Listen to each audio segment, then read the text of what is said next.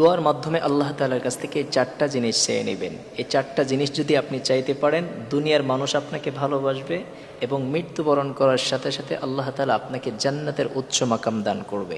এই চারটা জিনিস এজন্য রবের থেকে চেয়ে নেবেন। বিশ্বনবী সাল্লাল্লাহু আলাইহি ওয়াসাল্লাম যখনই দোয়া করতেন, ফরজ সালাত আদায় করতেন, ফরজ সালাতের পরে এই দোয়াটা পড়তেন।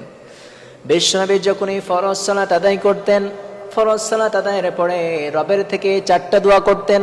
আল্লাহুম্মা জাআলনি সাবুরা ওয়াজআলনি শাকুরা ওয়া ফি আইনি সাগীরা ওয়া ফি আইনিন নাস কাবীরা। এই চারটা দোয়া সব সময় করতেন। ও রব্বুল আলামিন, আপনি আমাকে ধৈর্যশীল বান্দা বানান। আপনি যখনই বিপদে পড়ে যাবেন, তখনই জুলুম আপনার উপর আঘাত করবে, তখনই রব্বুল আলামিনের কাছ থেকে ধৈর্যটা চেয়ে নেবেন। ও রব্বুল আলামিন, আপনি আমাকে ধৈর্যশীল বান্দা বানান, ধৈর্য ধরার ক্ষমতা দান করেন।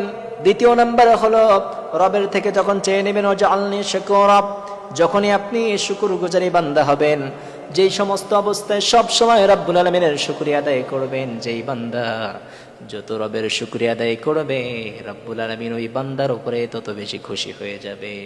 তৃতীয় নাম্বার হলো ওয়া ফি আইনি সাগীরা, ও রব্বুল আলামিন, আপনি আমাকে আমার চোখে ছোট করে দেন, আমি আমাকে ছোট হিসাবে আপনি গণ্য করে নেন, আমার চোখে আমাকে সবসময় ছোট করে দেন। ওয়াজআলনি ওয়া ফি আইনিন নাস কাবীরা, ও রব্বুল আলামিন, আর গোটা পৃথিবীর মানুষের চোখে আপনি আমাকে বড় বানিয়ে দেন। নিজে নিজে যেই ব্যক্তি বলে আমি বড়, সে বড় হতে পারে নাকি? বিশ্বনবী বললেন, তোমাকে এমন দোয়া করতে হবে বারবার, আল্লাহুম্মা জাআলনি সাবুরা ওয়াজআলনি শাকুরা ওয়া ফি আইনি সাগীরা ওয়া ফি আইনিন নাস কাবীরা।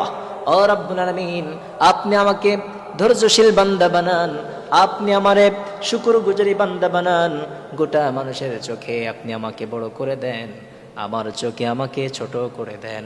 যদি এমন দোয়া রব্বুল আলামিনের কাছে করতে পারেন, এমন চারটা জিনিস রবের থেকে আপনি চেয়ে নেবেন, তাহলে দুনিয়ার মানুষ আপনাকে ভালোবাসবে, আর মৃত্যুবরণ করার সাথে সাথে রব্বুল আলামিন আপনাকে জান্নাতের উচ্চ মাকাম দান করবে।